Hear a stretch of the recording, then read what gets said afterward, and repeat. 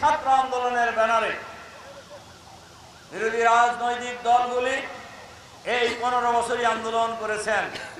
কেন কোন্ত পুলিশ দিয়ে, বিডিআর দিয়ে, সন্ত্রাসী বাহিনী দিয়ে, র্যাব দিয়ে নির্বিচারে গুলি চালিয়ে এই বারবার এই আন্দোলনকে দমন করেছে। কিন্তু এবারের আন্দোলনকেও ছাত্ররা যখন আন্দোলন শুরু করে, বৈষম্য বিরোধী ছাত্র আন্দোলনের ব্যাপারে কোটা বিরোধী আন্দোলন, এই আন্দোলনকেও তারা তুচ্ছ তাচ্ছিল্য করতেছিল। ব্যাংসা বলছিল যে এই আন্দোলন দমন করার জন্য আমাদের কাউয়া সাহেব বলছিলেন যে ছাত্রলীগই যথেষ্ট, বলেন নাই?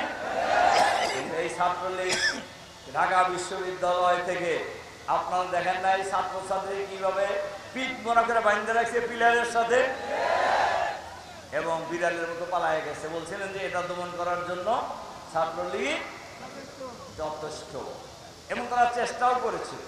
লম্বা কাহিনী বলার সময় এখন নাই। এই আন্দোলন জুলুম নির্যাতনের মধ্য দিয়ে চলছিল। জুলাই মাসের 17 তারিখে রংপুরের রোকেয়া বিশ্ববিদ্যালয়ের ইংরেজি বিভাগের ছাত্র আবু সাঈদ হত্যাকাণ্ডের পর পুলিশের গুলিতে নিহত হওয়ার পর এই আন্দোলন চূড়ান্ত রূপ ধারণ করে। এই আন্দোলনে শিক্ষক, কর্মচারী, অভিভাবক, ছাত্রদের মা এবং বাপেরা, রিক্সাওয়ালা, ঠেলাওয়ালা, কৃষক, শ্রমিক, মেহনতি মানুষ, রাজনৈতিক নেতা এবং কর্মী এই আন্দোলনে অংশগ্রহণ করে এবং আন্দোলনের গতি বাড়তে থাকে। মিছিলে লাশের মিছিল লম্বা হতে থাকে। এক পর্যায়ে ইন্টারনেট বন্ধ করে দেওয়া হয়। ফোন বন্ধ করে দেওয়া হয়। ঢাকায় বিদ্যুৎ বন্ধ করে দেওয়া হয়। কারফিউ জারি করা হয়। সেনাবাহিনী মোতায়েন করা হয়।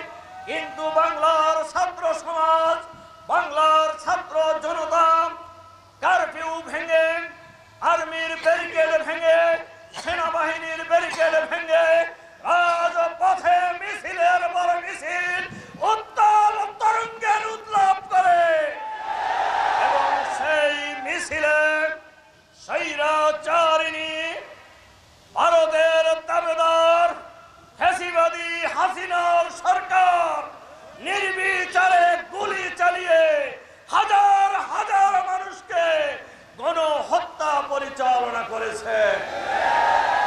কিন্তু মিছিলের গতি থামানো যায় নাই। বৈষম্য বিরোধী ছাত্র আন্দোলনের 5 তারিখে ছিল মহাসমাবেশ এবং গণভবন ঘেরাওয়ের কর্মসূচি। গণভবন মানে বোঝেন তো, যে বাড়িতে হাসিনা থাকতেন, যিনি প্রধানমন্ত্রীর বাসভবন, হাসিনার বাসভবন নয়।